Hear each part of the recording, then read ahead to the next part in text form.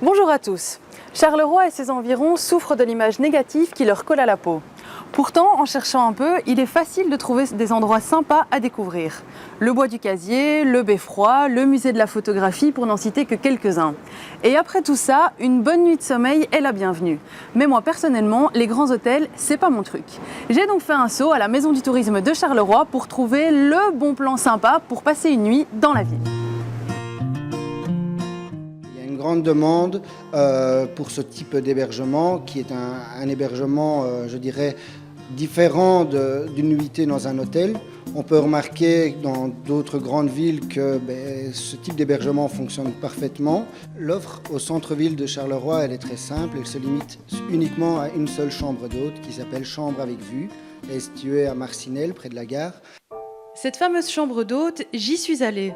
Patricia m'a reçue dans sa maison bourgeoise de 1907, à laquelle elle a apporté sa touche personnelle.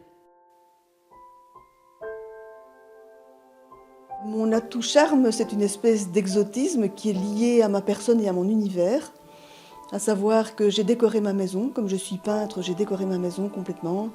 Il y a des peintures sur les murs qui sont inspirées de mes voyages en Italie en particulier. C'est une maison qui respire beaucoup, qui est fort accueillante et qui est perçue comme ça. Elle est très paisible et dès que les gens franchissent le pas de la porte, ils se sentent dépaysés. Il flotte dans la maison une odeur constante de térébenthine et c'est une expérience pour les gens. Ça, je ne l'aurais pas imaginé, mais plusieurs personnes m'ont déjà dit « Oh, ça m'évoque mon enfance, mes parents étaient artistes, mes parents peignaient et ça me rappelle la maison de mon enfance ». Beaucoup de gens sont motivés par le fait que c'est une maison d'artistes. Et ce projet, Patricia l'a réalisé suite à sa propre expérience en chambre d'hôte. Ses voyages lui ont donné envie d'être elle aussi une hôtesse attentive aux besoins de ses invités, d'où qu'ils viennent. J'ai aussi pas mal de Flamands en fait, qui viennent visiter Charleroi en me disant littéralement on ne peut pas croire ce qu'on dit de Charleroi, il faut qu'on vienne constater nous-mêmes des visus. Et dans ce cas-là, j'ai un parcours qui est prêt en fait. J'envoie les gens visiter ce qu'il faut visiter à Charleroi. Et Charleroi mérite vraiment 2 jours de visite. Justement, il paraît qu'on peut aussi découvrir Charleroi en compagnie d'un gritteur. Mais dis Jérôme, c'est quoi un gritteur ? Un gritteur, c'est une personne qui est amoureuse de sa ville, qui est passionnée par sa ville et qui a envie de la faire découvrir selon ses points d'intérêt. Ça peut être le shopping, ça peut être les bars, ça peut être le patrimoine, etc. C'est une initiative de l'ASBL Tourisme Autrement. Et à l'heure actuelle, donc, nous venons d'ouvrir le réseau Gritteur sur les maisons du tourisme du pays de Charleroi et la maison du tourisme de Val-de-Sambre et Tudini. Et pour compléter la journée avec un gritteur, on peut prolonger la visite par une nuit chez l'habitant.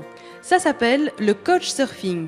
Certaines personnes mettent un canapé ou un lit à disposition des voyageurs pour une ou plusieurs nuits. Le couchsurfing permet à des millions de personnes de se loger gratuitement partout dans le monde, y compris ici à Charleroi. Les couchsurfers sont un peu plus d'une centaine dans la région, prêts à vous accueillir. Voilà, il existe donc 2 moyens sympas de passer une nuit à Charleroi.